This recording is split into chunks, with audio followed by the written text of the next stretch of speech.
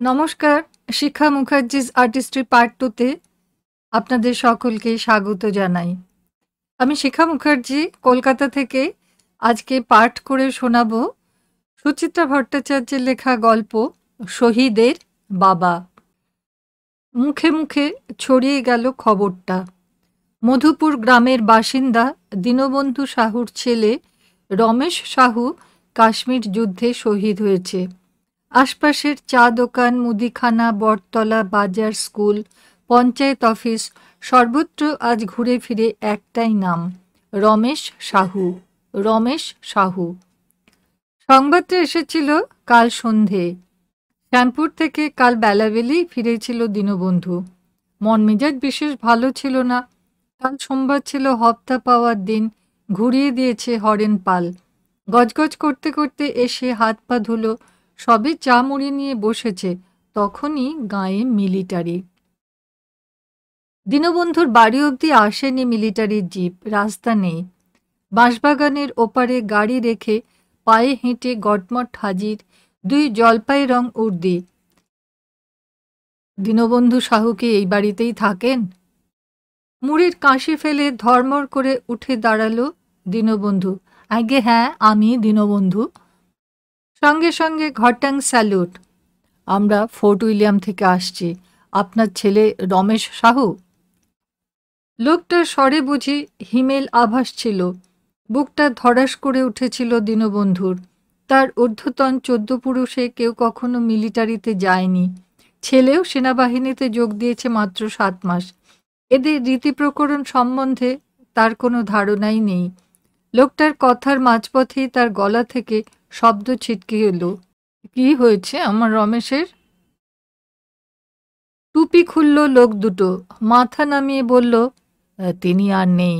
বিহার রেজিমেন্টের 5 নম্বর ব্যাটালিয়নের বীর সিপাহী রমেশ সাহু রণক্ষেত্রে বীরের মৃত্যুবরণ করেছেন গত 17 জুন। আরও কিসব যেন বলে যাচ্ছিল লোক দুটো।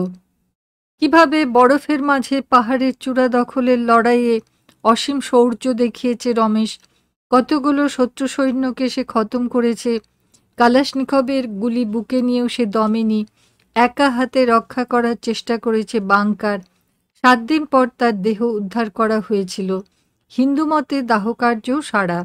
সেনাবাহিনীর তরফ থেকে আবার সময় মতো যোগাযোগ করা হবে পিতা দীনবন্ধু সাহুর সঙ্গে। রমেশ সাহুর শেষ স্মৃতিচিহ্ন পৌঁছে দেওয়া হবে।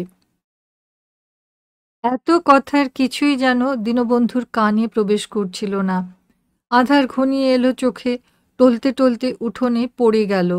সনকা ছুটে বেরিয়েছিল ঘর থেকে। প্রথম অভিঘাতে ডুকরে উঠল, তারপরে কি বুক চাপড়ানি আর আছাড়ি পিছাড়ি। দীনবন্ধুর বুড়ি মা চপলাবালা কাঁপা কাঁপা পায়ে দাঁড়িয়েছিল দাওয়ায়। কি ঘটেছে বোঝামাত্র তারও কণ্ঠ চিরে খোলা খোলা বিলাপধ্বনি। ভজন হরি শ্যামাও সুর তুলেছে। শ্যামা কাঁদছে অঝরে, ফোঁপাচ্ছে 2 ভাই। গ্রামে মিলিটারির জিপ সচরাচর ঢোকে না। এই মধুপুর গ্রামে তো কোশমিন কালেও না।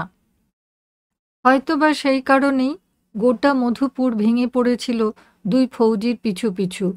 গোল গোল চোখে শুনছিল মিলিটারির বার্তা, নিজেদের মধ্যে ফিসফিস করছিল। সামরিক উর্দিরা বিদায় নিতেই তারা ঘিরে ধরেছে দীনবন্ধুর পরিবারকে। কেউ বা দীনবন্ধুকে ওঠানোর চেষ্টা করছে, কেউ সনকাকে সামাল দিচ্ছে। তবু ক্রন্দন রোল থামছিল না। 21 বছরের তরতাজা ছেলেটাকে হারানোর দুঃখ মথিত করছিল গোটা গাঁয়ের বাতাস। আজ সকাল থেকে অবশ্য পরিস্থিতি খানিকটা অন্যরকম। উচ্চকিত কান্না আর নেই, পরিবেশ শোকস্তব্ধ। ঘন ঘন লোক আসছে দীনবন্ধুর বাড়ি, পরিচিত, অর্ধপরিচিত, অপরিচিত। যে শুনে সেই একবার উঁকি দিয়ে যায়। স্থানীয় এক রাজনৈতিক দলের উৎসাহী ছেলে ছোকরা ঝটপট একখানা মিছিলও বার করে ফেলল। প্ল্যাকার্ড হাতে গ্রাম ঘুরছে। দীনবন্ধুর দরজায় এসে দাঁড়ালো, ধ্বনি তুলছে মুহুর্মুহু, বীর জওয়ান রমেশ সাহু জিন্দাবাদ। শহীদ রমেশ সাহু অমর রহে। রমেশ তোমায় ভুলছি না, ভুলব না। বেলা বেড়েছে, সূর্য এখন প্রায় মাঝ গগনে। এবার যদিও আষাঢ় মাসে বর্ষা হচ্ছে খুব, আজ আকাশে তেমন মেঘ নেই, রোদ বেশ চড়া, গা হাত পা জ্বলে যায়, গুমোটও বেড়েছে বড়, গাছের পাতা পর্যন্ত নড়ছে না। দীনবন্ধুর খড়ের চালার সামনেটায় এখনো বড় সড় জটলা, কোলাহল, বাচ্চা বাচ্চাও আছে অনেক, ঘুরে ঘুরে তারা উত্তেজনার আঁচ পোয়াচ্ছে। কাঁচা উঠোনের একেবারে মধ্যিখানে দীনবন্ধু, শোকার্ত মুখখানিতে এখন রীতিমতো ঘোর লাগা দশা। চারিদিক থেকে অজস্র প্রশংসা বাক্য উচ্চারিত হচ্ছে রমেশের নামে, হাঁ করে শুনছে। একেবারে নীরব বসে নেই, কথা বলছে টুকটাক। হঠাৎই মৃদু শোরগোল উঠল, প্রায় ছুটতে ছুটতে আসছে পঞ্চায়েত প্রধান কাম গাজীপোতা উচ্চ বিদ্যালয়ের ভূগোল শিক্ষক দেবাকর ঘোষ। চেঁচাচ্ছে, তড়িৎবাবু আসছেন, তড়িৎবাবু আসছেন। বলতে বলতেই পৌঁছে গেছে তড়িৎ ব্যানার্জি, স্থানীয় এমএলএ, উলুবেড়িয়া কলেজের অধ্যাপক, মাঝবয়সী, বাড়ি কাছেই অনন্তপুর, পরনে ট্রাউজার বুশশার্ট, হাতে শ্বেতশুভ্র পুষ্পস্তবক। সসম্ভ্রমে সরে দাঁড়িয়েছিল লোকজন। ফুলের গোছা হাতে তুলে দিয়ে ভারী অন্তরঙ্গ ভঙ্গিতে দীনবন্ধুর কাঁধে হাত রাখল তড়িৎ। সমবেদনা মাখানো স্বরে বলল, তোমায় কি বলে যে সান্ত্বনা জানাবো, ভাষা খুঁজে পাচ্ছি না। রমেশ আমাদের গোটা কনস্টিটুয়েন্সিকে গর্বিত করল। নেতাদের করস্পর্শে বোধহয় বিশেষ কিছু থাকে। দীনবন্ধুর শোকটা নতুন করে চাগার দিয়ে উঠল। কালো কুলো খসখসে চামড়ার মানুষটা ফোঁপাতে ফোঁপাতে বলল, আমি এখনো বিশ্বাস করতে পারছি না বাবু, আমার রমেশ। হুম, একদম চোখের জল নয়। জানো তুমি কে? আমাদের দেশমাতৃকার বাহাদুর সন্তানের বাবা তুমি। আজ রমেশের জায়গায় আমার ছেলে যদি যুদ্ধে মারা যেত, আমি নিজেকে পরম সৌভাগ্যবান মনে করতাম। আমি তোমাকে ঈর্ষা করি। কি যেন নাম তোমার? হ্যাঁ হ্যাঁ, দীনবন্ধু। তুমি ধন্য। দীনবন্ধুর বুকে এখনো চাপা ভাবটা অনড় হয়ে আছে বটে, তবু যেন সে চোরা রোমাঞ্চ অনুভব করল। কোথায় এমএলএ বাবু আর কোথায় গরিব দিনু মিস্ত্রি? আজ কি সব তুল্যমূল্য হয়ে গেল? যুদ্ধে মরে রমেশ এত উঁচুতে উঠিয়ে দিল তাকে। তড়িৎ পাশে দাঁড়ানো দিবাকরকে নিচু গলায় জিজ্ঞেস করল, দীনবন্ধু কি যেন করে? কাঠের কাজ। ছুতোর? সূত্রধর? তড়িৎ গলা ঝাড়ল, শিল্পী। বাহ বাহ, শিল্পীর সন্তান দেশের জন্য যুদ্ধ করছে, ভাবা যায়? দীনবন্ধু নুয়ে পড়ল, মিনমিন করে বলল, আগে আমি তেমন কিছু নই, শ্যামপুরে পালেদের ফার্নিচারের দোকানে রোজ হিসেবে খাটি। ঠিক আছে ঠিক আছে, ওই হলো। নিজের হাতে বানাও তো কিছু নাকি? আগে তা বানাই, টুল, চেয়ার, তক্তপোষ। ওই তো উঠোনে কাঠ রেখেছি, ঘরেও কাজ করি অল্প স্বল্প। অতি উত্তম। কটি ছেলে মেয়ে? 4টি। বলেও শুধরে নিল দীনবন্ধু, শ্বাস ফেলে বলল, আগে এখন 3টি। পড়াশুনো করে তো সব? ছোট দুটো তো এখনো পড়ছে, একজন 5 ক্লাসে, একজন 7। মেয়েও 7 ক্লাস অবধি পড়েছিল। দীনবন্ধু মাথা নামালো, স্কুল বিল্ডিং ফি চায়, দিতে পারিনি। এক ঝলক দিবাকরের চোখে চোখ রেখে নিল তড়িৎ। কত বয়স হলো মেয়ের? আগে 17। এই তো বড় ছেলের পরেই বিয়ের যোগ্যী হয়ে গেছে। তো দিয়ে দাও বিয়ে, একজন শহীদের ঘর থেকে মেয়ে পাবে, এ তো যে কোনো ছেলের ভাগ্যের কথা। বলতে বলতে আবার তড়িতের দৃষ্টি দিবাকরে কর্তৃত্ব সুরে বলল, শুনুন, সরকার তো দীনবন্ধুকে যা দেবার দেবেই, আপনারাও লোকালিটি থেকে কিছু অ্যারেঞ্জ করুন। অবশ্যই, ভাবছিলাম যদি একটা রমেশ সাহু ফান্ড খোলা যায়। ভাবনা কম, কাজ বেশি, ঢিলেমি করবেন না। লোকাল পিপলের সেন্টিমেন্ট থাকতে থাকতে আমার নামে 501 ধরবেন। ছোট মোটো একখানা অনুষ্ঠানেরও আয়োজন করুন, সেখানে রমেশ সাহুর স্মৃতিতর্পণও হবে, দীনবন্ধুকেও আমরা অভিনন্দন জানাবো। ওই দিনই লোকসমক্ষে দীনবন্ধুর হাতে টাকাটাও তুলে দেওয়া যাবে। মানুষ বুঝুক কারা দেশের সুসন্তানের জন্য ভাবে। শেষ বাক্যটি উচ্চগ্রামে বলেই আবার তরিতের গলা খাদে। ওরা এখনো আসেনি না? মেটেখাটু দিবাকর দ্রুত ঘাড় নাড়ল, আরো নিচু গলায় বলল, এখনো না। ওরা কারা, কেন এখনো আসেনি, ওদের আসে না আসার অর্থ কি বুঝতে পারছিল না দীনবন্ধু। তবে ভারী অভিভূত হয়ে পড়েছিল সে। একবার বিধায়ক, একবার পঞ্চায়েত প্রধান, পেন্ডুলামের মতো ঘাড় ঘুরছে তার। তড়িৎ ব্যানার্জি ব্যস্ত মানুষ, কোথাও তাকে দোদণ্ড স্থির দেখা যায় না। আজ তার তাড়াহুড়ো নেই একটুও। দিব্যি অলস মেজাজে কথা বলছে উপস্থিত জনতার সঙ্গে নানান বিষয়ে। রমেশ সাহু, যুদ্ধ, দেশপ্রেম, আন্তর্জাতিক রাজনীতি, প্রতিটি শব্দে ফুটে উঠছে দেশভক্তি, সীমান্তে আহত নিহত সৈনিকদের জন্য মমতা, সহানুভূতি। কি করে কার্গিলে এত অনুপ্রবেশকারী ঢুকে পড়ে, কেন শয়ে শয়ে অমূল্য প্রাণ বিনষ্ট হয়, তাই নিয়েই তার ক্ষোভ বিস্তর। বর্তমান যুদ্ধের পেছনে কি গভীর দেশি বিদেশি রাজনৈতিক চক্রান্ত লুকিয়ে আছে তা বোঝাতেও কসুর করল না সে।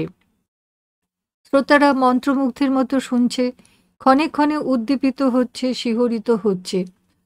সহসা বাঁশবাগানের ধারে এক লাল মারুতি ভ্যান হুড়মুড়িয়ে নেমে আসছে, জনা 4-5। একজনের কাঁধে ইয়া বড় ভিডিও ক্যামেরা, টিভির লোক। কুচো কাচার দল পোঁপো করে ছুটেছিল সেই দিকে। একজন হ্যাট হ্যাট করে খেদাচ্ছে তাদের। প্রায় সঙ্গে সঙ্গেই আরও 2 তরুণের আবির্ভাব। তাদেরও একজনের কাঁধে ক্যামেরা ঝুলছে, সংবাদপত্রের প্রতিনিধি। কলরব উঠল একটা। তরিত মুহূর্তে শশব ব্যস্ত। যাক, 2টো মিডিয়াই একসঙ্গে এসে গেছে তাহলে। সংবাদপত্র আগে পৌঁছে গেল দীনবন্ধুর কাছে। তড়িৎ ঘড়ি দেখতে দেখতে বলল, কি হে বাদল, তোমরা লেট করলে যে, কথা ছিল 11:30টার মধ্যে হাজির হবে। দিনরাত পত্রিকার আঞ্চলিক সংবাদদাতা কি যেন বলতে যাচ্ছিল, তার আগে টিভি গোষ্ঠীর অগ্রবর্তী যুবকটি গলা উঠালো, হোয়াট আ মেস! রাস্তার কাদায় পাক্কা 40 মিনিট গাড়ি ফেঁসে গেল। কোথায়? এই তো নাউল নাকি যেন জায়গার নাম, তার কাছেই, মাটির রাস্তায় ঢোকার সময়। ওদিকে পুজোর পরে কাজ শুরু হবে।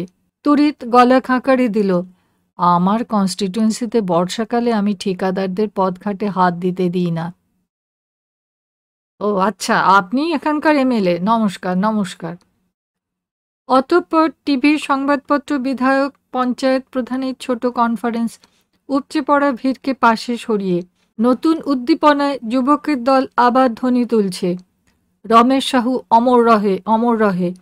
এরই মধ্যে পুলিশ ভ্যানও এসে গেল একখানা শ্যামপুর থানা থেকে। সম্ভবত আরও কোনো ভিআইপি আসছে রমেশ সাহুর বাবার কাছে, আগাম প্রস্তুতি। দীনবন্ধু দিশেহারা হয়ে যাচ্ছিল। রমেশের গরিমা ক্রমশ যেন শোককে ছাপিয়ে যাচ্ছে। সেই রমেশ, যার লেখাপড়ায় এতটুকু মাথা ছিল না, পরপর 2বার মাধ্যমিকে গাড্ডু খেয়েই পড়াশোনা ছেড়ে দিয়েছিল। সেই রমেশ, যে সংসারের নিত্য অভাব অনটনে উত্ত্যক্ত হয়ে বাবা মাকে না জানিয়ে সেনাবাহিনীতে গিয়ে নাম লিখিয়েছিল সংসারে টাকা পাঠাবে বলে। কথার ফাঁকে ফাঁকে দীনবন্ধুকে খুঁজে নিয়েছে টিভি ক্যামেরা। লেন্স অ্যাডজাস্টমেন্টের পালা চলছে। বাদল সাহাও পকেট থেকে নোট বই বের করে ফেলল। টিভির আগেই সংবাদপত্রের প্রশ্ন শুরু। আচ্ছা দীনবন্ধু বাবু, খবরটা শুনেই আপনার ঠিক কী রিয়াকশন হয়েছিল? দীনবন্ধু ফ্যাল ফ্যাল তাকালো। মানে আপনার মনের কি অবস্থা হয়েছিল? খুব আঘাত পেয়েছিলেন, নাকি গর্বে বুক ফুলে উঠেছিল? দিবাকর সরে এসেছে দীনবন্ধুর পাশটিতে, কানে কানে বলল, বলো, কষ্টও পেয়েছি, গর্বও হয়েছে। দীনবন্ধু শুধু শেষটুকু কানে গেল, ঘড়ঘড়ে গলায় বলল, গর্ব হয়েছে। আপনি যদি কাইন্ডলি আপনার ছেলে সম্বন্ধে কিছু বলেন, আমাদের পত্রিকার পাঠক অমর জওয়ান রমেশ সাহুর জীবন সম্পর্কে জানতে চায়। আবার ফাঁপড়ে পড়ল দীনবন্ধু। এই ভিড় ভাড়াক্কার মাঝে রমেশের কোন কথাটা বলা উচিত এখন? রমেশ তরতরিয়ে নারকেল গাছে উঠতে পারত? গাঙ্গুলিদের বড় দিঘিটা রমেশ একদমে পার হয়ে যেত? রমেশ খুবই ডানপিটে ছিল, সেটা বলবে কি? বলবে যে একবার এক ঘায়ে একটা কেউটে মেরেছিল রমেশ? ডানপিটে বলবে নাকি সাহসী? ছেলে বাপের কাজে হাত না লাগিয়ে বসে বসে অন্ন ধ্বংস করত বলে দীনবন্ধু প্রচুর গালাগাল করত রমেশকে। এই কথাটা নিশ্চয়ই এখন বলা যায় না। দীনবন্ধু কথা হাতড়াচ্ছিল, স্মৃতি হাতড়াচ্ছিল। টিভির লোক উসখুস করে উঠল। বাদলকে বলল, আপনি ওকে নার্ভাস করে দিয়েছেন, অনেক টাইম লেগে যাবে, আমাদের আগে সেরে নিতে দিন। বাদল গম্ভীর মুখে বলল, ডিস্টার্ব করছেন কেন, লেট মি ফিনিশ। ছুটছেন কেন মশাই, আমাদের প্রবলেমটা ফিল করুন। 4টের মধ্যে ক্যাসেট জমা দিতে হবে, না হলে নিউজটা আজ আর কভার করা যাবে না। আমরা যাওয়ার পর আপনি সারাদিন ধরে প্রশ্ন করুন না। আমারও আইটেমটা কালকেই বেরোবে। সে তো আপনি 9টার পরেও ম্যাটার পাঠাতে পারেন, সরুন সরুন। বিবাদের উপক্রম হয়েছে। তড়িৎ জলদি হস্তক্ষেপ করল, বাদল তুমি তো লোকাল ছেলে, অতিথিদের আগে ছেড়ে দাও। বাদল সরে গেল মুখ হাঁড়ি করে। নোট বই পকেটে ঢোকায়নি। টিভির প্রশ্নকর্তার উত্তরগুলোই সে টুকে নেবে বোধহয়। সঙ্গী ফটোগ্রাফারকেও কি ইশারা করলো, সে পটাপট শাটার টিপছে। টিভি ক্যামেরা প্রস্তুত, যন্ত্র ঘুরছে এদিক ওদিক।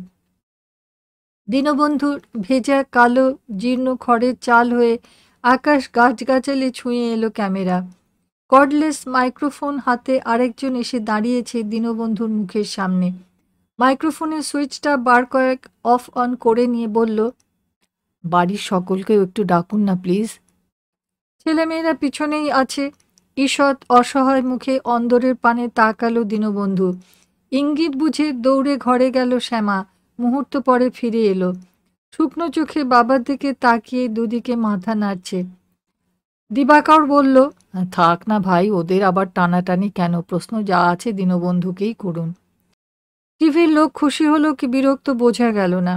পেশাদার ভঙ্গিতে মুখে মাইক্রোফোন ধরেছে। আচ্ছা দীনবন্ধু বাবু, আপনার ছেলের এই যে জ্বলন্ত দেশপ্রেম, এর প্রেরণা উনি পেয়েছিলেন কোত্থেকে? দীনবন্ধু হকচকিয়ে গেল। তড়িৎ তাড়াতাড়ি বলে উঠেছে, 1 সেকেন্ড, আমার একটা কথা ছিল, সেটা প্রথমে বলে নি। কি কথা? আমরা একটা রমেশ সাহু ফান্ড খুলছি। জনগণই খুলছে, আমি শুধু ইনিশিয়েটার। দীনবন্ধুকে আমরা একটা, আগে দীনবন্ধু বাবুকে কভার করে নি, তারপর না হয়। তাই হোক। তড়িৎ কাঁধ ঝাঁকালো, সামান্য আহত যেন। বলল, আপনাদের প্রশ্নের সিলেকশন ভালো না। দেশপ্রেমের আবার প্রেরণার কি আছে? প্রতিটি নাগরিকই দেশকে ভালোবাসে। টিভির লোক কথাটা গায়ে মাখল না। মাইক দীনবন্ধুর দিকে বাড়িয়ে বলল, রমেশ সাহু কবে নাগাদ কার্গিল গিয়েছিলেন? দীনবন্ধু নতুন ধন্দে আমতা আমতা করে বলল, আগে আমি তো ঠিক জানি না। উনি আপনাদের চিঠি দিতেন না? না মানে, রমেশ তো মিলিটারিতে ঢুকলোই গত পুজোর পর। 2টো চিঠি লিখেছে এর মধ্যে। শেষ চিঠি কবে পেয়েছেন? বৈশাখ মাসে, ওই যে বড় ঝড়টা হলো তার আগের দিন। তাতে কি লিখেছিলেন ওকে কাশ্মীরে পাঠানো হচ্ছে? ও তো কাশ্মীর দেশেই ছিল। কাশ্মীরের ঠিক কোন জায়গায় ছিলেন উনি? বাটালিক, কার্গিল, মাস্কো, দ্রাস? আগে সে আমি বলতে পারবো না। কোন চূড়ো জয় করতে কি উনি প্রাণ হারালেন? টললিং, Tiger Hill, middle of June তো ওদিকটাতেই। আগে মিলিটারির লোক কি যেন একটা নাম বললো, আমার মনে নেই। প্রশ্নের পর প্রশ্ন চলছে। দীনবন্ধু সপ্রতিভ হয়েছে অনেক। উত্তর দিচ্ছে অকম্পিত স্বরে। উৎসুক জনতা ক্ষণে ক্ষণে ধেয়ে আসছে। প্রায় হুমড়ি খেয়ে পড়ল দীনবন্ধুর গায়ে। টিভিতে মুখ দেখানোর দুর্লভ সুযোগ কেউ বুঝি হাতছাড়া করতে রাজি না। অপ্রসন্ন চিত্রগ্রাহক কনস্টেবলকে ডাকল। খাঁকি উর্দি সেপাই লাঠি তুলে হটালো জনতাকে। টিভির অন্য লোকগুলোও ভারী চটপটে। ভজন আর হরিকে সঙ্গে সঙ্গে এনে দীনবন্ধুর দুপাশে দাঁড় করিয়ে দিয়েছে। হরি খালি গা মোচড়াচ্ছে, সরে যেতে চাইছে বাবার আড়ালে। ক্ষণিক বিরতির পর ফের মাইক্রোফোন চালু। এবার শেষ প্রশ্ন, দীনবন্ধুবাবু, আপনার তো আরও 2 ছেলে, তাদেরকেও কি আপনি দেশের জন্য সেনাবাহিনীতে পাঠাবেন? এবার দীনবন্ধু চুপ একটুক্ষণ। বুঝে গেছে এতগুলো লোক এখন কি জবাব চায়। দুরু দুরু বুকে তার জন্যই বুঝি প্রস্তুত করছিল নিজেকে। তার আগেই ঘর থেকে উড়ে এলো এক আর্তনারীস্বর। কখনো না, কোনো দিনও না, আবার একটা ছেলেকে মরতে পাঠাবো? হ্যাঁ, কাট কাট কাট, এডিট এডিট। প্রশ্নকর্তা চটজলদি মাইক্রোফোন অফ করে দিল। চড়াচড়ে রাত নেমেছে, ঘন আধার মাখা রাত। দিনভর শুকনো থাকার পর সন্ধ্যে থেকে বৃষ্টি আরম্ভ হয়েছে টিপটিপ, ঝরেই চলেছে একটানা একঘেয়ে। বাতাস বইছে অল্প অল্প, তেমন বলার মতো কিছু নয়। ব্যাঙ ডাকছিল। দীনবন্ধুর ঘরে আজ চুলো জ্বলেনি। দুপুরে প্রতিবেশী নন্দদের বাড়ি থেকে ভাত এসেছিল। সনক আর দাঁতে কুটোটি কাটেনি। ছেলে মেয়ের সঙ্গে বসে দীনবন্ধু এক দুটো দানা খুঁটছিল শুধু। রাতের জন্য যৎসামান্য চিড়ে ভিজিয়েছে শ্যামা, পেট বড় বালাই। ঘরের টিমটিম হ্যারিকেন জ্বলছে একখানা। তক্তপোষ্যের কোনায় এখনো নিথর সনকা। ভজন আর হরি তার পায়ের কাছে গুটিসুটি মেরে শুয়ে। শ্যামা কি যেন খুটুর খাটুর করছে মেঝে। চপলাওয়ালা দাওয়ায় তিন মাথা এক করে বসে আছে নিঝুম। ঢোলকলমির বেড়ার ধারে ছায়া, গাঢ় আধার গাঢ়তর, এক মানুষের অবয়ব যেন। দীনবন্ধু দাওয়াতেই ছিল, খোঁটায় হেলান দিয়ে। আচম্বিতে তার শীত দ্বারা বেয়ে ঠান্ডা স্রোত বয়ে গেল। অস্ফুটে কোকিয়ে উঠল, কে কে ওখানে? আমি কাকা, গোবিন্দ। দীনবন্ধুর বুক ঝাঁকিয়ে ঝলক দীর্ঘশ্বাস ঠিকরে এলো। ও তুই, আয়। গোবিন্দ ছাতা বন্ধ করে দাওয়ায় উঠল, হাঁটু মুড়ে বসেছে। সকালে ছিলাম না কাকা, বাগনানে খবর পেলাম, পেয়েই হাঁচর পাঁচর করে ছুটে আসছি। বাগনানেও খবর চলে গেছে? সারা দেশ জেনে গেছে কাকা। গোবিন্দর গলা যেন সামান্য ধরে এলো। কিভাবে কি হয়েছিল কিছু জানলে? কত কথাই তো বলে গেল মিলিটারির লোক। দীনবন্ধুর টান টান হলো। কি যেন একটা আগলাতে গিয়ে বুকে গুলি লেগেছিল। রমেশ মরদের বাচ্চার মতো লড়ে গেছে।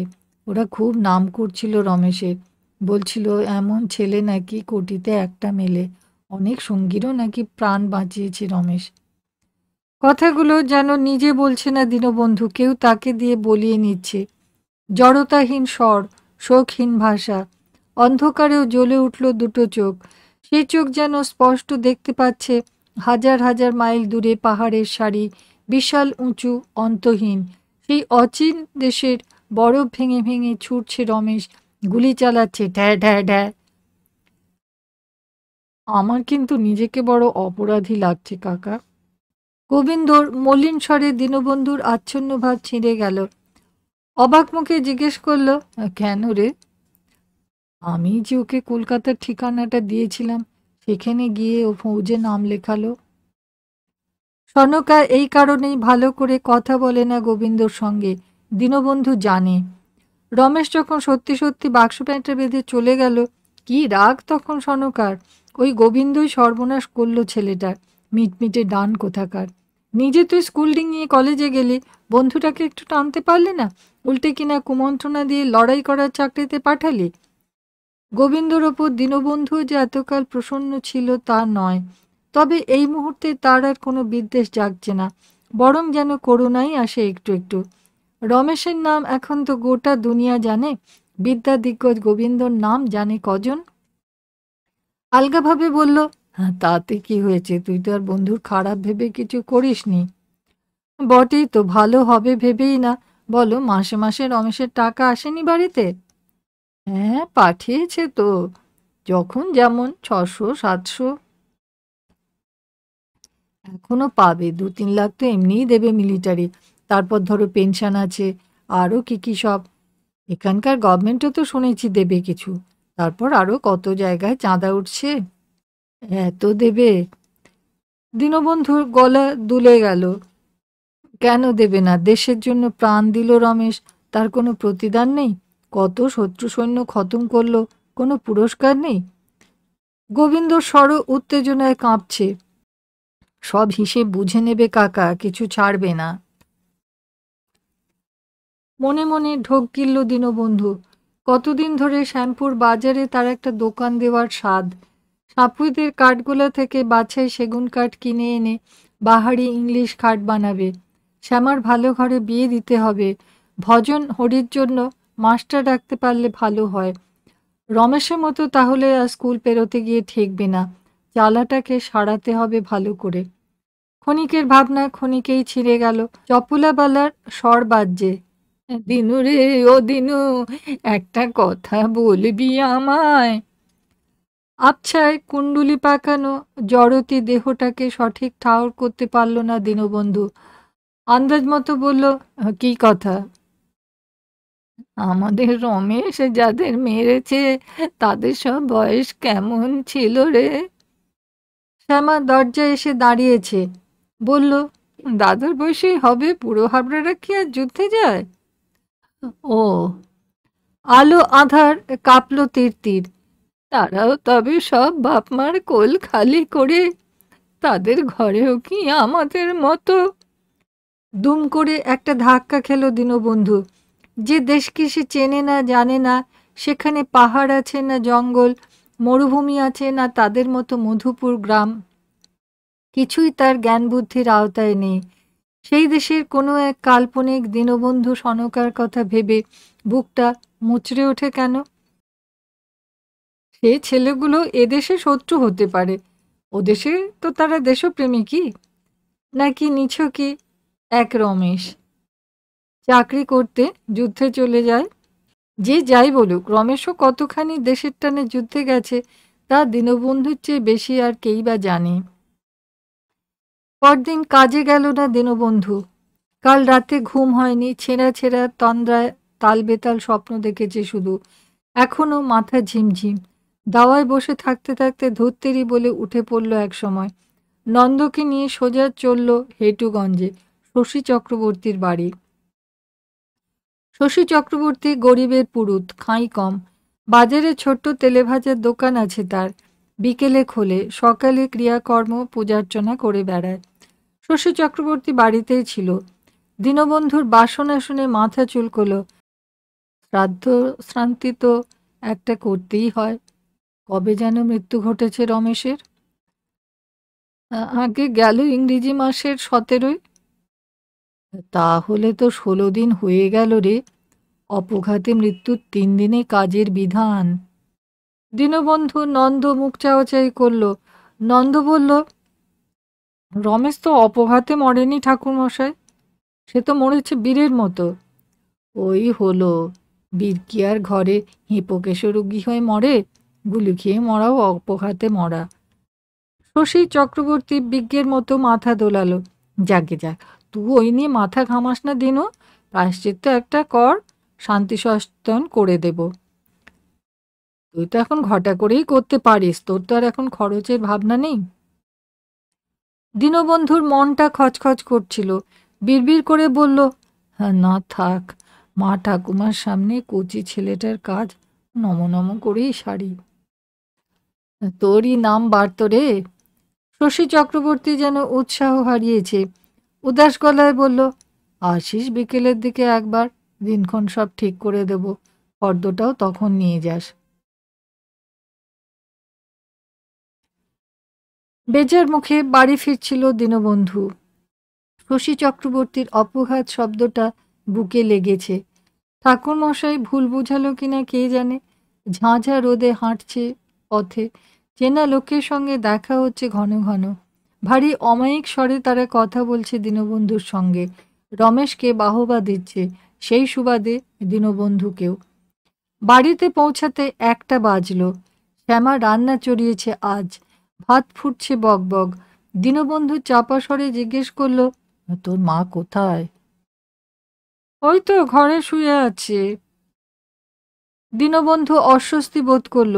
সনকা একটুও সামলে উঠতে পারেনি এখনো। কাল রাতভর ছটফট করেছে বিছানায়। হঠাৎ হঠাৎ উঠে বসে গোঙাচ্ছিল।